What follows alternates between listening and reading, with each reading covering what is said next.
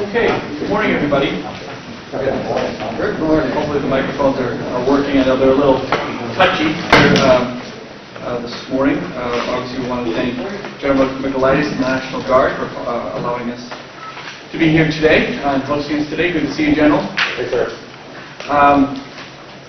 So we want to begin by just welcome everyone to the October 21st, 2020 Governor and Executive Council meeting. And before we start, for those who have not already, we just ask everyone to take a moment and silence your cell phones or other electronic devices in consideration for everyone who is joining us today. We know there are some folks joining us on the phone. We do have all the counselors here today, but we have folks joining us as well over the phone. To kick things off, Councillor Gassis, would you like to begin with a reading and the pledge? Thank you, Governor. I have a reading here from the Reverend David P. Jones, chaplain to the Senate. Wives and gentlemen, you inscribe upon each one of us the indelible markings of your signature of authorship. Give us eyes to see your very own John Hancock written boldly at the core of each person we encounter this day, and that all the decisions made in this chamber may reveal that very same autograph. I'll stand for that. I pledge allegiance to the flag of the United States of America and to the republic for which it stands, one nation, under God, indivisible, with liberty and justice for all. Well, thank you very much, Councillor Gassis. So moving forward, I will officially call the meeting of the Governor and Executive Council to order. Begin by asking for a motion to approve. Oh, I'm sorry. Councilor Brown is with us. Oh, I'm sorry, Councillor, how are you? No, it's my age, my hearing, the wetlet. It's hard to hear even just this straight line. So I don't know if there's any Are way the we microphones can- working? I mean, I agree. I feel like we all have microphones and none of them. Is this on? Yes. Is there sound coming out? It's hard to be super close. Okay. Well, I like being super close to anything. Right? I Hello? Hello, hello. 1, 2, 3. There we go. A little better? Yeah. So, yeah, I guess just as a reminder, if all the councilors could be sure to use their microphones and do your best to keep it at a safe but usable distance. Thank you. We know, is this working? Oh, yes. Great. Thank you very much. So moving forward, I'd like to call this meeting of the Governor and Executive Council to order, and I'd first asking for a motion to approve the meeting minutes from the October 11th, 2020 Governor and Council meeting. So moved. Second. So we have a motion and a second. Any discussion or request to change or edit anything within the meeting minutes? Okay, seeing none, all in favor signify by saying aye. Aye. Any opposed? The motion carries and the meeting minutes are approved. Next, from the Office of the Secretary of State, we have our civil commissions. Could I please have a motion to confirm the list of civil commissions? So moved. Second. We have a motion and a second. All in favor of this list of civil commissions, please signify by saying aye. Aye. Any opposed? And with that, the list of civil commissions is approved. Are there any names to be placed on the list of civil commissions? Okay, seeing none, the matter of civil commissions is concluded. We do not have any resignations to read or accept today. We have some confirmations, though. So moving on to confirmations, could I please have a motion to confirm Eric Roberts of Amherst to the Advisory Board on Private Investigative Agencies, Bail Recovery Agents, and Security Services? So moved. Second it. A motion and second. Any discussion? Seeing none, all in favor signify by saying aye. Aye. Any opposed? And Mr. Roberts is confirmed. Could I please have a motion to confirm Edward Paddleford of Pittsfield to the Advisory Board on Private Investigative Agencies, Bail Recovery Agents, and Security Services? So moved. Second. We have a motion and a second. Any discussion? Seeing none, all in favor signify by saying aye. Aye. Any opposed? Mr. Paddleford is confirmed. Could I please have a motion to confirm Angela Whiting of Northampton to the Board of Licensing for Alcohol and Other Drug Use Professionals? So moved. Second. There's a motion and a second. Is there any discussion? Seeing none, all in favor signify by saying aye. Aye. Any opposed? Ms. Whiting is confirmed. Could I please have a motion to confirm Harry Brown of Stewartstown to the Connecticut Lakes Headwaters Citizen Committee? So moved. Seconded. Any discussion? Seeing none, all in favor signify by saying aye. Aye. Any opposed? Mr. Brown is confirmed. Could I please have a motion to confirm Maura McCann of Concord to the Council on Responsible Gambling? So moved. Second. We have a motion and a second. Any discussion on Maura?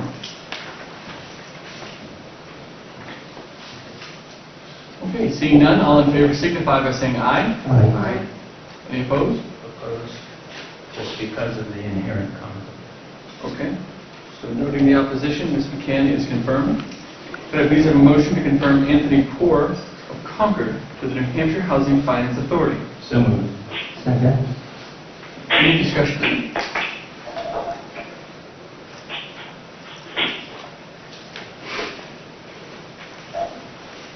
Okay, seeing none, all in favor signify by saying aye.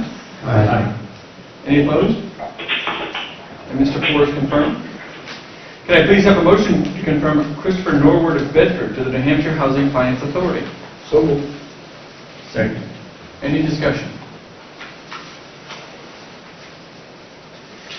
Seeing none, all in favor signify by saying aye. Aye. Any opposed? Chris is confirmed. Could I please have a motion to confirm Nancy O'Brien of Stratham to the new Motor Vehicle Arbitration Board? So moved. Second. Any discussion? Seeing none, all in favor signify by saying aye. Aye. Any opposed? Nancy O'Brien is confirmed.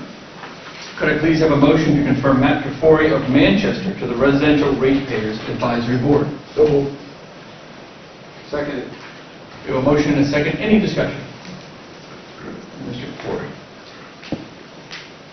Seeing none, all in favor signify by saying aye. Aye. Any opposed? Matt is confirmed. Could I please have a motion to confirm Dana Newt of Sanbornton to the Residential Ratepayers Advisory Board? So moved. Second. Any discussion?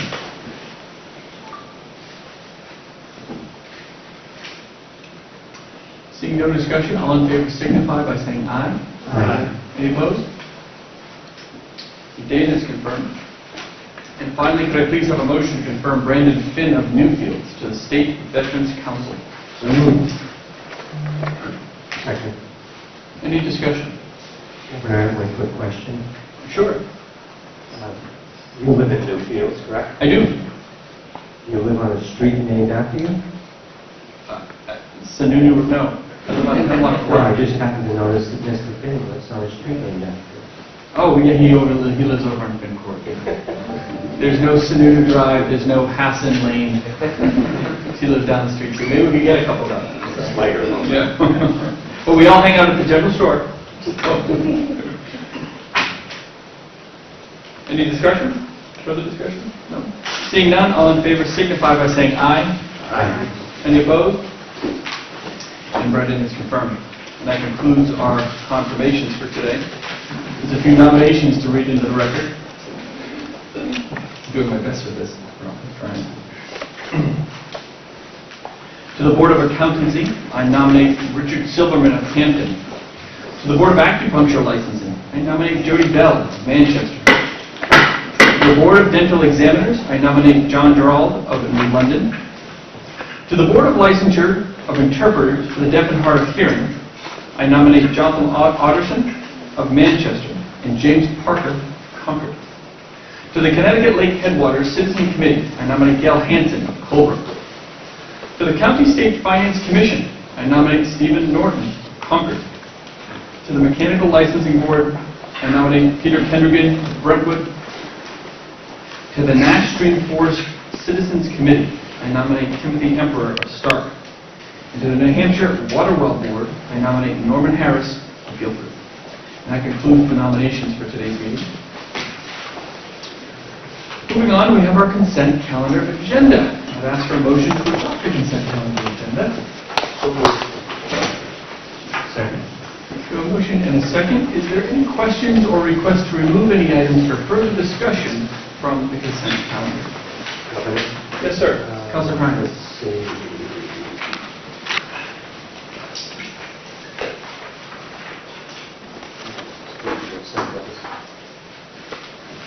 One of the items that you placed had No, take your time.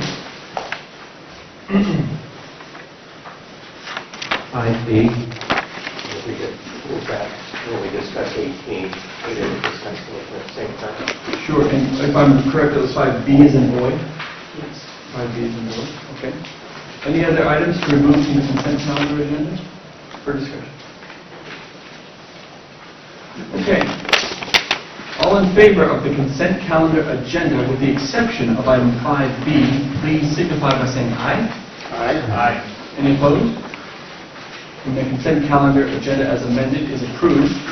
May I have a motion to adopt agenda item 5B from the consent calendar agenda? Governor, can we move it to when we discuss 18? Is that possible? Oh, sure, you want to just include Because it? they're sort Oh, of yeah, sure. linked together. Oh, sure. Okay, so we'll hold off on item 5B from the consent calendar agenda until we get to item 18. Got it. I'm with you now. Great, thank you, Councilor. Sorry about that. All right, so with that, that concludes the consent calendar agenda, holding item 5B till later. So moving on, we have our regular agenda. We're flying by. Slower, so I don't have to go back and say. I now ask for motion to adopt agenda item 6 from the Department of Health and Human Services from the Bureau of Mental Health Services. So moved. Second. Any discussion on item 6?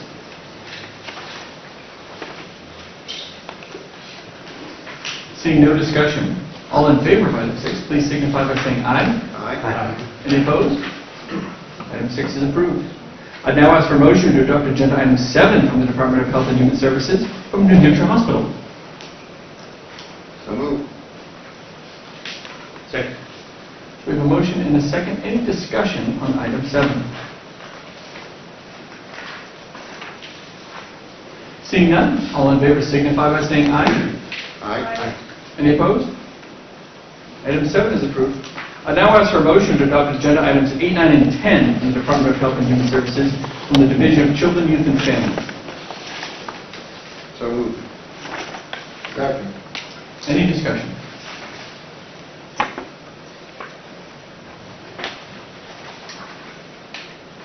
Okay, seeing none, all in favor of items 8, 9, and 10, please signify by saying aye. Aye. Any opposed? Okay, the items are approved. I now ask for a motion to adopt agenda items 11, 12, and 13 from the Department of Health and Human Services from the Division of Economic and Housing Stability. So moved. Seconded. Any discussion on any of these items?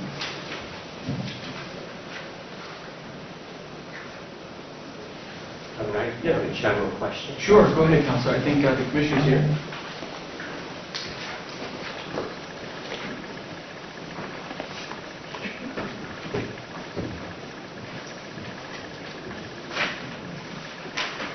Good morning.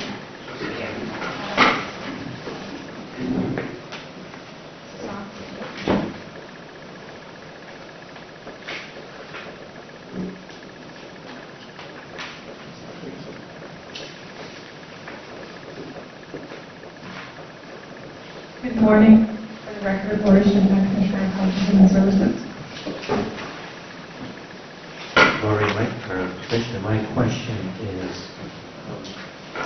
with everything going on, we know a lot of people are living on the margin before this. Are you seeing a rise in services for like housing and all these sort of things that go on? I think what we've seen is that through COVID, we've put programs in place that has really put some guardrails and some boundaries around evictions and things like that. So we've contracted with services like the contracts that you see here on the agenda that when people get close to falling in the arrears, either by rent or utilities or anything like that, we have community-supported, we have agencies that are stepping in to prevent the loss of housing. So I think that some of the programs that we have stood up have prevented seeing a surge. We always have had kind of this baseline housing issues in New Hampshire, and that's steady. I'm not thinking we're seeing a significant increase in that. Certainly, what we saw in the spring and early summer was people leaving the shelters and going out to unsheltered areas and encampments and things like that all over the state. As the weather gets colder, you're going to see people move back into the shelter system. So I wouldn't say that we saw a significant increase. We saw an increase of people leaving shelters and going to encampments, but not generally as the homeless population. So those people that, first of all, have they reenacted it? There wasn't an abeyance or a hold on evictions and foreclosures or not? There was, and I believe there continues to be on a federal level. I thought somewhere I saw that might have expired. That there was something I read where the banks were able to stop foreclosures now. So I know Chris Santinello is on the phone, and if he could just open up her mic, because she is the expert in this area for sure, and she can speak to what is the latest. So Chris, if you're on the phone, you can go ahead. Sure. Hi, good morning. Thank you for your question. This is Chris Santinello, Director of the Division of Economic and Housing Stability. I am having a little bit of difficulty of hearing the question, but I want me to start again? We are working very closely with our community action agencies to get eviction prevention dollars out to individuals. It is a little difficult because there is a federal moratorium, but we're working very closely with our partners, including New Hampshire Legal Assistance, the CAP agencies, cities and towns, to encourage people to apply for the housing stability to keep people in their homes.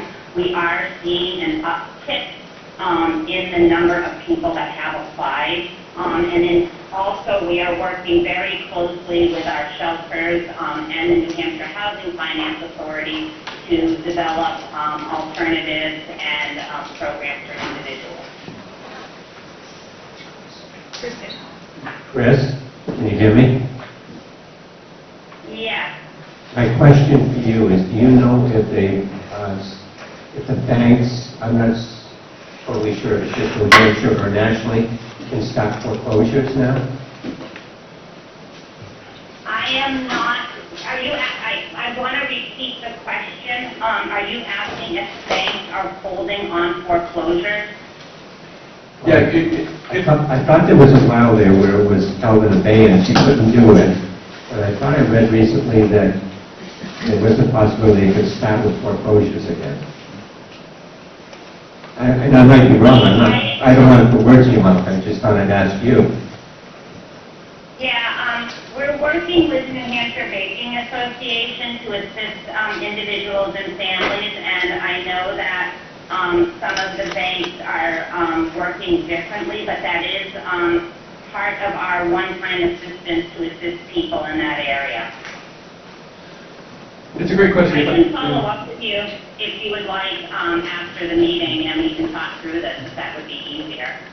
And if I may, Councilor Burns, we'll get some information before the meeting's over. If there is a question whether the national moratorium that was put in place on those foreclosures is still in effect. I thought it was through the end of the year, but I'm not 100% sure. But we'll find out before the meeting's over. Okay, thank you. Yeah. Thank you, Chris. It's the eviction moratorium that's still in place to the end of the year. Right. I'm not sure about foreclosures. Oh, eviction moratorium is to the end of the year. We'll check on I foreclosures. thought I read someplace where they had some portion of the country where the banks could start again with foreclosures, and there was some were started. It's all right. Yeah, we'll figure that out. Thank you. Councilor Valinsky. General question, different topic. I was listening to NHPR this morning on my way in and heard about the Supreme Court argument early next month on the constitutionality of the ACA. I wonder if you can give us a general idea of what happens if the federal government were to withdraw its majority payments on Medicaid for the state? That's a question that I would have to really unpack with my legal team and my Medicaid team before I could really answer that. Could you give that some Sure, thought? sure. Henry is here, so I can have a conversation with Henry and the legal team, and we can give you a summary of our thoughts on that, either by email or I can do it. That's whatever's, well, maybe do it by email because some of the Include others may have interest, but it's, the feds pay 90% of the cost, is that right? Of expanding? Currently, yes. And loss of that would be a big deal. 90% of the ACA, I would think that would be extremely detrimental, yes. And that's one of the issues that'll be argued early next month. So yeah, we can get a summary on that between myself and Henry Lippman, the Medicaid director. We can get a summary of what that would mean for the state. We'll do it by email to all the counselors. Great. Thank you. Thank you for coming. If I could jump in on one last thing. Of course. Because I listened to that same program, Indy, on the way down, and I think it replays in the evening at some hour, maybe 7 or 8 o'clock. It's worth listening to because some of the things that they don't happen could be hit the bottom line of the states pretty quickly. So it might be worth, if you're interested in that subject, to turn the radio on for what's the name of the program? You know the name? Yeah, it's Not all things considered. no, it was the replacement for the Lord Noy, 9 o'clock. Right, whatever that So I think it replays at 8 o'clock in the evening.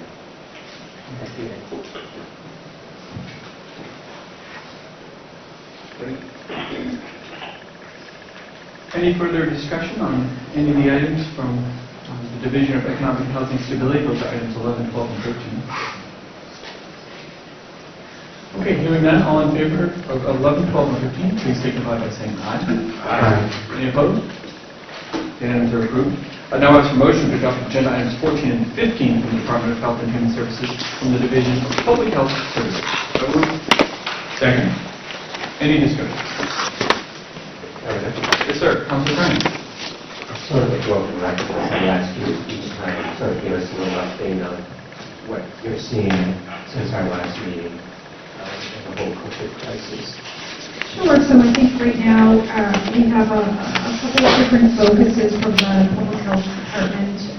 We are looking at the Vinex nail cards and the distribution of those. We expect to get several hundred thousand of them by the end of the year. So our first couple of deliveries, we are outfitting the community testing sites with the rapid Vinex nail cards. We will then be looking at doing some community surveillance programs with them, and then putting them in the hands of agencies that do home visits, or anybody that has a difficult time getting to a community testing center, so think DNA, people that take care of individuals with disabilities in the home, so if there is a symptomatic person, that they can go to the home and do the test. That also includes assisted livings, the county jails, the state prison, facilities like that. So that's been a big focus, along with the development of our vaccination program that was submitted to the CDC last Friday, and how we're going to do mass vaccination in the state. I think that the federal government is still developing their national vaccination program. So we submitted on Friday our draft. By Friday evening, we had gotten more information from the federal government on their program. So we will be doing a series of amendments to ours as the federal government comes out with new guidance. Thanks. Thank you very much. Any other questions or discussion for the counselor on items 14 and 15? Okay, Seeing no additional discussion, all in favor of items 14 and 15, please signify by saying aye. Aye. Any opposed? Items in 14 and 15 are approved. Moving on to our items for the Department of Transportation. I now ask for motion to adopt agenda items 16 through 25A, including items 5B from the consent calendar agenda. So moved. Second. So there's a motion and a second. Any discussion?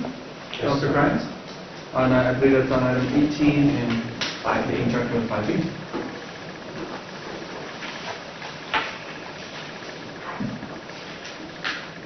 Good morning, Governor, councilors, for the record, Victoria Sheehan, Commissioner of DMP.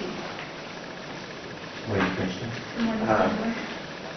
Lebanon, maybe you can just explain the connection between the 5B and 18 and how all that works.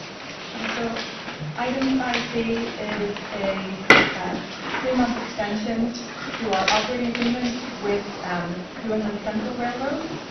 Item 18 is an extension of a lease agreement with Superior Plus Energy, formerly Rhine Propane. And we are negotiating a longer-term 10-year lease with NCR, the railroad operator. And the intention in the future is for them to sublease to Superior. That's typically how we would structure these agreements. In the interim, we're extending both of the agreements so that we can continue negotiations on the longer-term 10-year lease. Does that affect any of those buildings down below? Nope, this is just a continuation of the current operation. Where is that, Steve? So- Building. So NECR is not intending to change their usage of the rail corridor or the adjacent facilities at this time. And Ryan's Propane, now Superior, they have continued to work with the City of Lebanon to address some of the concerns the city has. Did you take the 11 from now? There is one building which we were provided one-time funds to advance the demolition of. We continue to work on the environmental review of that site, and then we will hope to move forward with that demolition. Thank you. Thank you very much. Further questions, Councilor Jancis? Thank you, Governor. General question on exit 4A. I know that we talked about 2 months, and the next meeting is the end of November. We need to be prepared to talk about what we're going to do with that exit. There's been an awful lot of phone calls that are happening to make sure the shovels are in the ground in the spring. So as I shared at the last council meeting, we had just concluded the debrief with each of the teams. We've continued our conversations with the Attorney General's office, and last Friday we walked through all of the options with them. And so I'm very confident that by the next Governor and Council meeting, we'll definitely be able to brief the Council on our next steps in that project. Thank you. Thank you very much. Further discussion? Okay.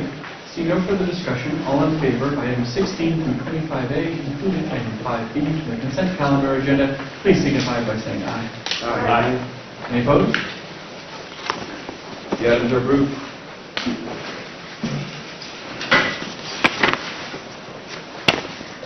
I now ask for a motion to adopt agenda item 26 from the Office of Strategic Initiative. So moved. Second. Any discussion on this item? Seeing none, all in favor signify by saying aye. Aye. Any opposed? Item 26 is approved. I now ask for a motion to adopt agenda items 27 and 28 from the State Treasury. So moved. Seconded. Any discussion? Councilor Valinsky, I believe the treasurer is here. Good morning. Good morning.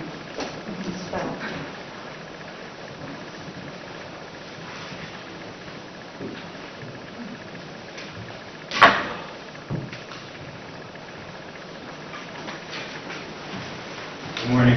This mostly relates to item 28, the bonding. I wonder if you could do two things. Number one, give us your sense of the climate for going to market bond now.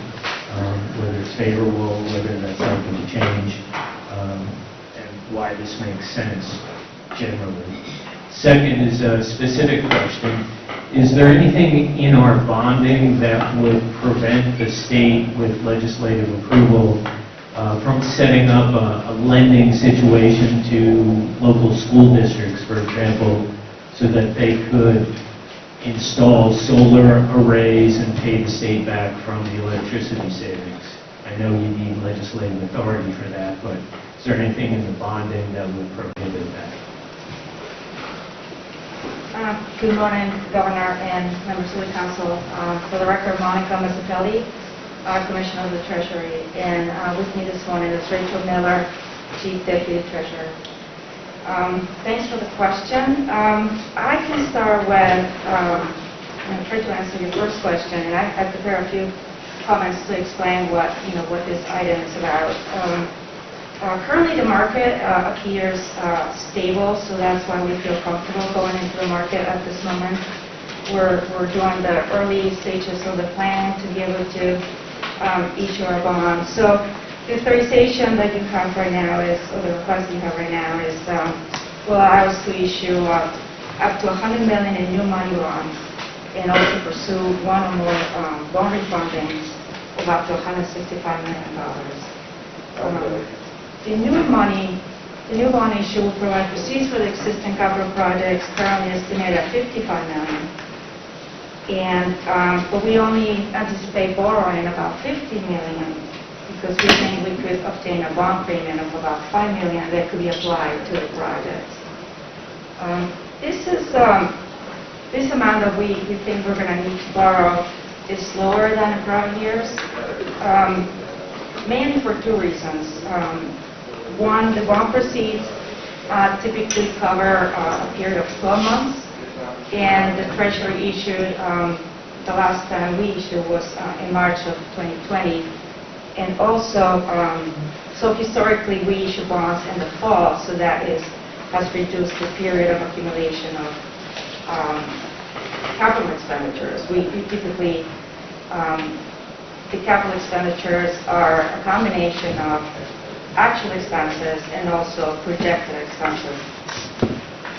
Another reason is a little less is because of the spending measures that have been implemented this year in order to respond to the current economic situation. But that will not stop us from borrowing. And another aspect to consider in this authorization is the possibility of issuing bonds for the PFAS remediation project. This is just in case in event. We are not familiar with the details of how that financing will look like yet, but we want to be ready to be able to issue bonds if there is a need prior to June 30th of 2021.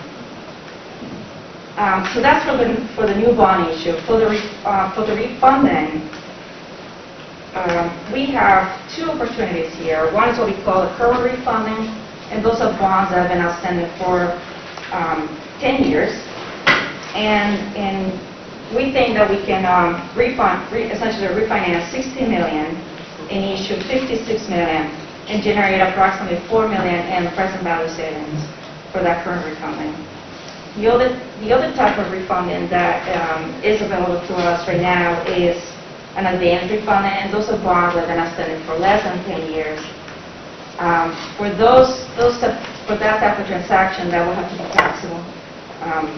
And we think that we could potentially do a bond refunding of maybe 3 series of types of bonds that we could refund, and that could generate approximately up to $6 to $7 million in present value savings. So that's really the item before you today, and again, it's just the opportunity to issue new bonds to cover capital expenditures and also to obtain to do a bond refunding to possibly generate some significant savings. We have not had formal discussions of how those savings will be structured, and but we anticipate that we could, we could have those savings, or those savings could provide fiscal relief during the current fiscal year, and the following fiscal years. So that's just to provide an overview of the item. And to try to answer your question, Councilor Walensky, we're not aware of any restrictions that would prevent a project to be financed to bonding. The one possibility is, for projects like that, it would be helpful to know ahead of time if the Treasury could learn about those potential projects, so we can talk to bond counsel in case there are some implications. There could be some IRS implications for tax purposes. So that's the only thing I could think of right now. And I can ask Rachel if I missed something, or if she would like to add any details to the question. No, the only thing that I would add is Monica is absolutely right. There are some constraints with tax-exempt bonding, but the level that was mentioned is as long as it's very low relative to the total amount of an issue size. That's how it's measured for IRS purposes. The more we know about that up front, the more we can help structure the bond issue so that we don't run into any IRS guideline or constraints, I should say. Thank you. Thank you, Governor. Sure. Councilor Grimes? Has this whole issue of COVID affected our ratings either by Moody or Standard & Poor's? Not the rating itself. In the beginning of the period, S&P changed the outlook of the state from positive to stable. But it wasn't anything specific to the state. It was, at the time, it was their view of how the economy was, what the impacts of the economy, the unknowns of the COVID-19 pandemic. And so they changed the outlook to many states and even to the public finance sector. So again, it wasn't anything specific about the state. They affirmed, we have some inquiries that we were able to answer, and so they were able to affirm a rating, a current rating. So going through this process, we'll have to obviously gather all information and report back to the rating agencies, and we hope we can continue with the same rating or improve. So the guidance they gave you did not affect the ratings? Not the rating itself, no. Only the outlook. Thank you, Councilor. Any further questions for the Treasurer?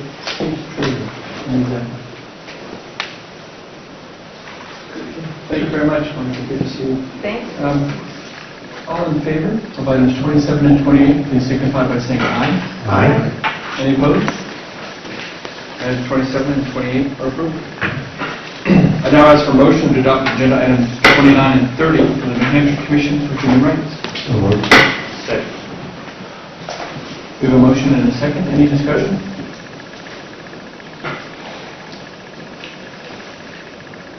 Okay, seeing none, all in favor signify by saying aye. Aye. Any opposed? The items are approved. I now ask for motion to adopt agenda item 31 from New Hampshire Fish and Game Department. So moved. Second. We have a motion and a second. Any discussion? Councilor Walensky has a question, I think. You can just stay there, you don't have to walk all the way up. It's more a comment. I don't know about the others, but I received an anonymous letter about the department, and I just wanted to make sure that you have a copy of it, and if you choose to respond to the council, you have that opportunity. I'm not trying to catch you flat-footed, but I have a copy of the letter, and I'm happy to give it to you when we break. Thank you. Yeah, we'll make sure the director has a copy. Follow up? Okay. Yes, Councilor Grimes. Did anyone else receive it? I did not. Did our office receive anything? I have not seen it. Yeah, it has a CC to the other councilors and to your office. It may just be timing. I don't pay attention to signed letters. Councilor Pimentel? I did receive it. Okay, so Councilor did not. We'll make sure everybody has a copy. We'll make sure everyone has a copy. I did not receive one. So we'll make sure you make a copy of it. Any other discussion on item 31? Seeing no discussion, all in favor of item 31, please signify by saying aye. Aye. Any opposed? The item is approved.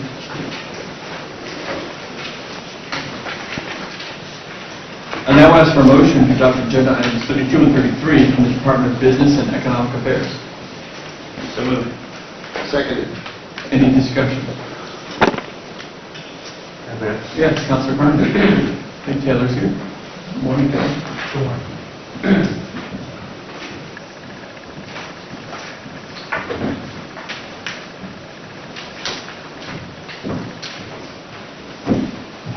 Morning, Council. Taylor Caswell, Department of Business and Economic Affairs. It's always good to see somebody from both. Welcome. Taylor, obviously, your department, and what's under your responsibilities are truly impacted, with places closing and everything.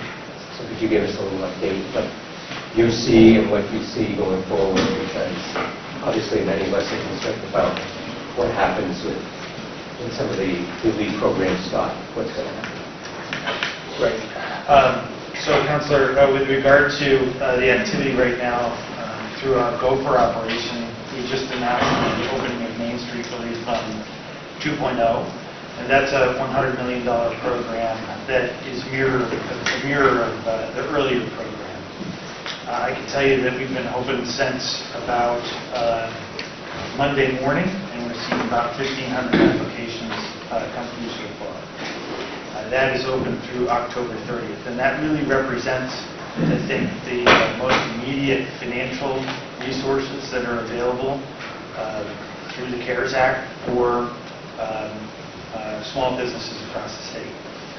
It's been pretty important, as you know, over the last couple of months to continue that program. It was begun back in June with the first iteration, and then the GAP program and the self-funded and the self-employed program. So those pieces, I think, have contributed significantly to the ability of the state economy to stay where it is right now, which is in overall a good position. As we discussed in our last meeting, there remain some difficult sectors that are directly related, I think, more to consumer behavior than they are to anything else at this point. So before you leave now, Company A gets something under one of the first three programs. Are they eligible for this Main Street program as well? Yes, there are some eligibility components to that, some subtleties.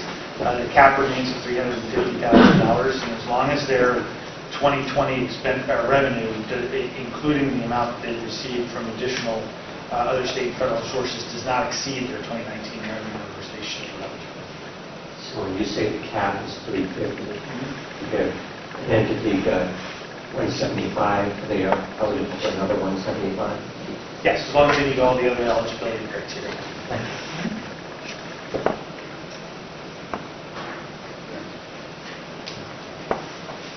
That's it. Oh, great. Thank you, Councilor Carmen. Any other discussion for Commissioner Gazzard? Seeing no further discussion, all in favor of items 32 and 33, please signify by saying aye. Aye. Any opposed? The items are approved. I now ask for motion to adopt agenda items 34 through 37A from the Department of Natural and Cultural Resources. So moved. Motion and second. Any discussion on any of these items for the department? Councilor Pignatelli. Yes, I have a question for Michael York, our state librarian. Good morning, Michael. Good morning.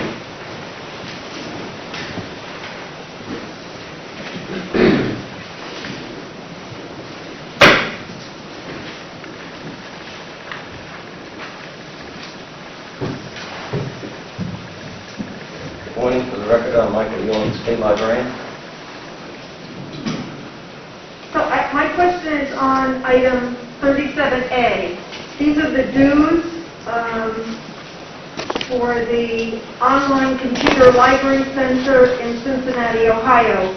Usually, we approve dues of maybe $3,000 to $5,000 a year for many organizations. I noticed these dues seem enormous to me. Can you tell me what we get for this amount of money, and are we getting our money's worth? Yes, I can, Counselor. The acronym is OCLC. It's been around for 50 years. It's the largest database of bibliographic records in the world. There are 3 billion records, over 800 million locations. So all of our libraries, the 234 public libraries and over 600 school libraries, use the metadata that's generated by libraries all over the world that is compiled by OCLC. It's a critical service for it. This allows all of these libraries to do this without paying any fees. We pay the fees for all of these libraries. We've been a member of OCLC for, as I mentioned, now about 45 years. All of the major libraries in the world are members. In New Hampshire, Dartmouth, UNH, State Aid are all members. It is the bibliographic utility that serves all libraries. Thank you. And that's why it's so expensive, because there is no passed-on charge to any of the libraries. Can you tell me, is the charge for membership based on the number of libraries we have, the number of people? It's based on the number of libraries. Specifically, our charge, our mandate is for the public libraries in the state. And as I mentioned, there are 234 of those libraries, and they range from, the example I always use is from Manchester to Errol. So you can imagine there's a tremendous amount of difference. Our smaller libraries and our middle-sized libraries depend on this tremendously, because we're creating records that are completely accurate, that are accurate. That's what the real value of these OCLC records is. They are vetted extensively. All right, thank you very much, Michael. Councilor Bryan? So obviously, COVID has really affected the libraries. Yes. And when you say there's 234, I said there's a task to go to them early, to go and visit them. But now in a lot of cases, it's hard to get into a library. So can you just sort of talk a little bit about what you've seen in your position to help with the libraries? Right. Candidly, I'd say that our libraries are doing well. They are severely challenged. Many of our libraries are providing curbside service. Some of our larger libraries are able to open because they have the required space to provide social distancing. But it is a challenge for libraries. We are back doing interlibrary loan. We had suspended interlibrary loan until the beginning of August. That is picking up. It's the lifeblood of many of our libraries. I've often mentioned that 75% of our libraries serve populations of under 7,500 people. They're by definition resource challenged, and that's where the interlibrary loan network helps out so much. They can identify other libraries' holdings and then can borrow from them. So this is a challenging time for our libraries, but I think that many of them are doing very well. We provide on a bi-weekly basis now an opportunity for libraries to get together via Zoom, in our case it's WebEx, to talk about these common problems, and I think that's done a lot to help libraries lower the anxiety level among their staff, also the library trustees. But we realize that this is not going to be over quickly, so we're trying to maintain that ability for libraries to communicate with one another, talk about good practices, best practices, etc. And I think that it's what it is. Governor, just a general comment. while I was doing my tour, I was amazed the number of people that I saw would use the library as if it's in the wintertime, a place to stay warm. If it's the summertime, a place that's a little cool, to use a computer, because they didn't have one. And it was, one of my little stories, I was in there one day, the guy had gone by Burger King and they were hiring, and that's when everybody was working and they were hiring. And they said you had to apply by computer. And the librarian said she had taught him how to use the computer so he could apply for the job. And also people, that down and out using a lot of times resources such as newspapers, magazines, sometimes the facilities. So it's too bad because many of them are, as Michael just said, are so small. And to see, the doors are shut now. I just think there's probably that hidden group of people that are taking it on the chin, and we're probably not recognizing it in a lot of ways. So. Great point. Thank you. No question, Michael, just a great commentary. Any further discussion on any of these items from the Department of Natural and Cultural Resources? Okay, hearing none. All in favor of items 34 through 37A, please signify by saying aye. Aye. Any opposed? The items are approved. I now ask for motion to adopt agenda items 38 through 52 from the Department of Environmental Services, noting that item 53 is not currently due. So moved. Second. There's a motion and a second. Any discussion on any of these items from DES?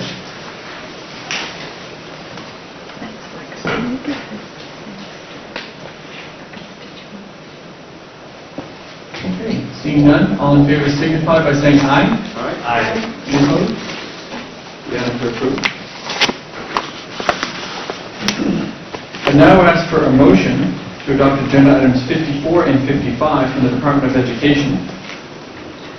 So moved. Second. Any discussion?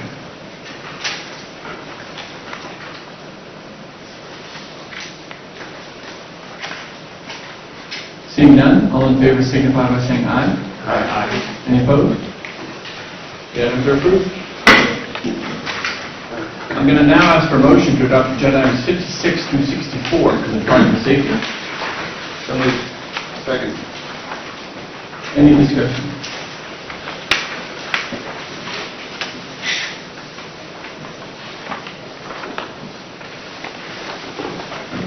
Seeing none, all in favor signify by saying aye. Aye. Any opposed? Items are approved. I now ask for motion to adopt agenda items 65 and 66 from the Department of Justice. So moved. Second. Any discussion? Councilor Malinsky, I think the Attorney General is with us this morning.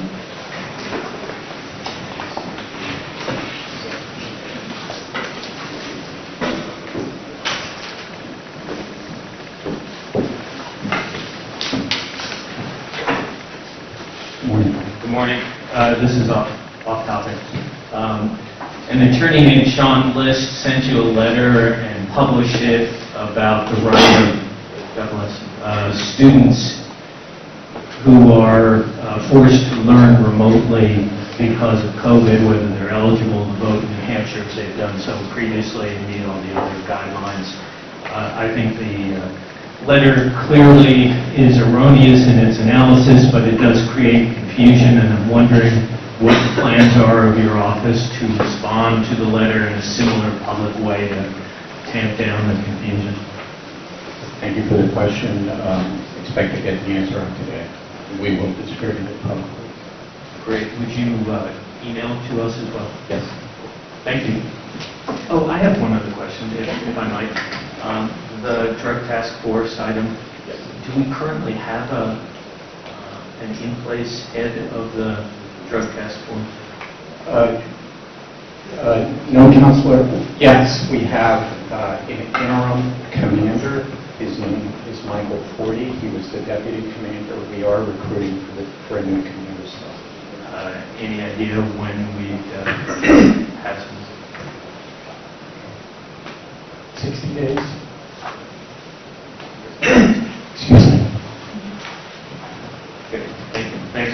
Any further questions or discussions for the Attorney General?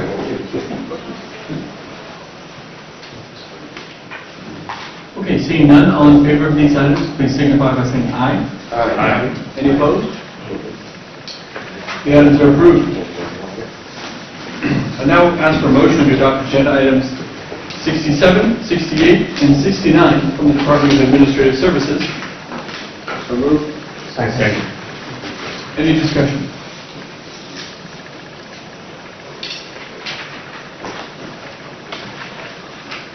Okay, seeing no questions, all in favor of these items, please signify by saying aye. Aye. Any opposed? And the items are approved. Next, we do have a late item, correct? Next, we do have one late item A from the Department of Natural and Cultural Resources. Could I begin by getting a motion to adopt late item A? So moved. Second. So a motion and a second. Any discussions or questions on this item? Governor, Yes, sir. Councilor Carnes. simply because I'm from Littleton, somebody could just explain a little bit more what's going to happen here? Sure. Do we have somebody from Department of Natural and Cultural? I'm sorry? Chris Gamache. Oh, Chris Gamache. Chris Gamache, are you on the phone with us? I am Governor. Yes. How are you? I'm doing well, sir. How are you? Great. Maybe you could just start by giving us a little bit of a background on this late item A from the Department of Natural and Cultural Resources. Yes, sir. For the record, Chris Gamache, Chief of the Trails Bureau, Department of Natural and Cultural Resources. So this is a project that we have been working on with the town of Littleton for about 10 years. Starting with working with the Department of Transportation to formally abandon 7 miles of rail from Littleton into Bethlehem. And the plan is to develop it as a multi-use trail for winter snowmobile, cross-country ski, and summer biking, walking through Littleton along the river district. And it took about 6 to 7 years to go through the abandonment process with the Federal Rail Authority. We got that complete a year ago. We went out to bid and we found 4 contractors that bid on the work. Hammer Down Construction from Littleton was the low bidder. They're one of the few vendors that actually showed up to the optional field day to review the project with us. And this is a combination of Northern Borders grant funds as well as recreational trails program funds from the Trails Bureau. And we're looking to get phase 1, which is 3 miles of rail lifted before winter, pulling up the rail, removing the ties. The Department of Transportation is keeping all of the higher rated rail for future rail use, as well as all of the plates and joint bars. And the contractor can keep the rail that is of no future rail value as part of their bid package. And Chris, can I just ask you, where does it start and where will it finish that 3-mile portion? So we will start at Industrial Park Drive in Littleton, which is the end of the existing Andalusia Rail Trail, and we'll continue north to Reddington Street, which is kind of the end of most of the residential areas of Littleton. And then phase 2 will go from there to just shy of Wing Road in Bethlehem, and that will probably be a year and a half before the funding can be put together for that phase. Okay, thank you. And a follow-up, Governor? When is your last day? My last day right now is set for tomorrow with the Bureau. This was a major project for me to try and get through the council process to get construction started tomorrow if possible. Good luck. Thank you. Thank you, Chris. Great job. Oh, thank you, Governor. Okay, any further questions on this late item? Okay, seeing none, all in favor of late item A, please signify by saying aye. Aye. Any opposed? And the item is approved. So that includes the regular items for today's agenda. There have been some informational items, as we always provide to the council, for informational purposes having to do with CARES Act and Gopher funds, and those have been provided at the end of the agenda. Councilor Grimes, do you have anything? Obviously, one of the big headlines in my district was the bankruptcy of the Lakes Region Hospital. I guess it sort of opens up a concern I have about the viability of a lot of the hospitals.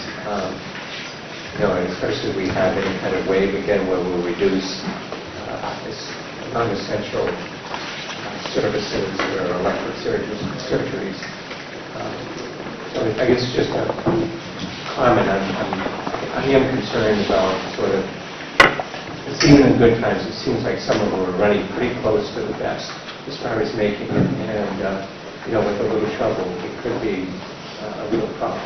So.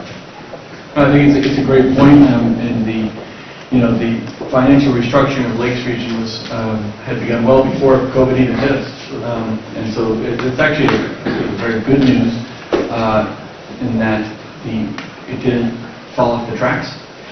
Over COVID, we obviously provided a lot of financial support to Lakes Region, and to have Concord Hospital come in, a terrific institution, come in and essentially partner and merge and assume a lot of the operational responsibilities of Lakes Region without having it close its doors. I think one of the biggest concerns we had in March and April and May was not just COVID, but was the deal going to fall apart, because that deal was in the works for a long, long time. And the fact that they stuck with it and moved through it. But I think your point is a very, very important one. The rural access and critical access hospitals are so important for New Hampshire, because you need that community-based care. A lot of it is workforce, right? It's not just folks walking in the door.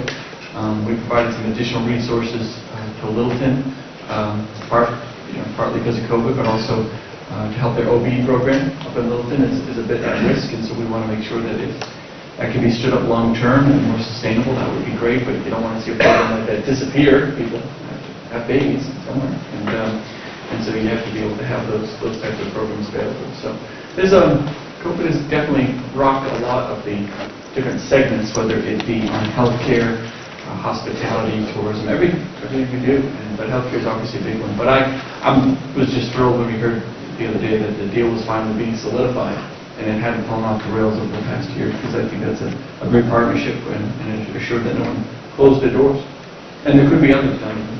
Well, not only things you itemized, but also in a lot of cases the largest employer in the community. The most viewed as, often it used to be viewed as, if you worked in a hospital, you survived for a long time working in a hospital.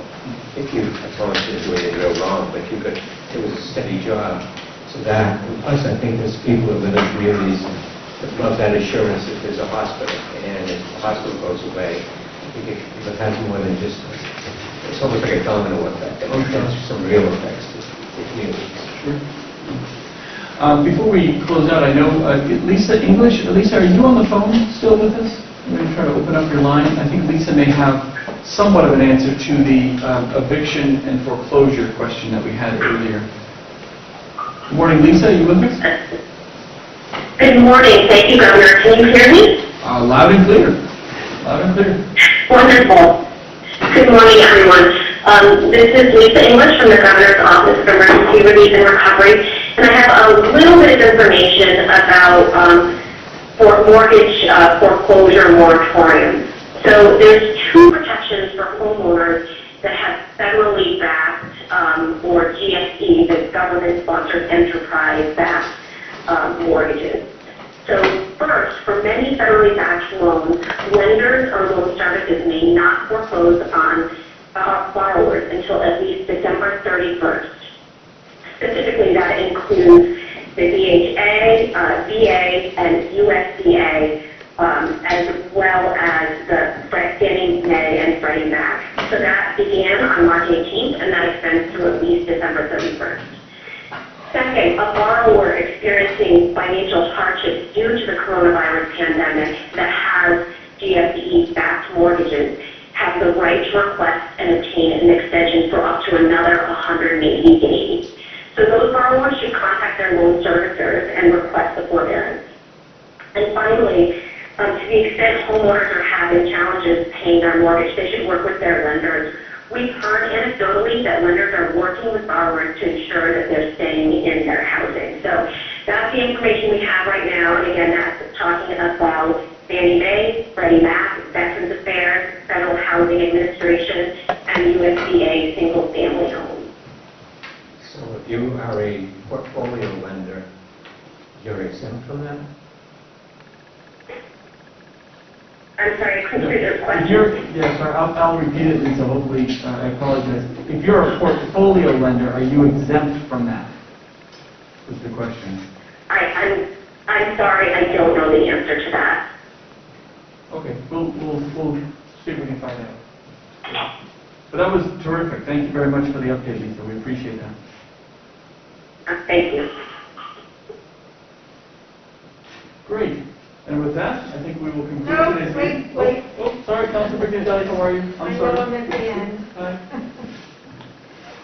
As usual, I am taking a stand against the spending of money for all the informational items without coming to either the fiscal committee or the council for advice and consent and review.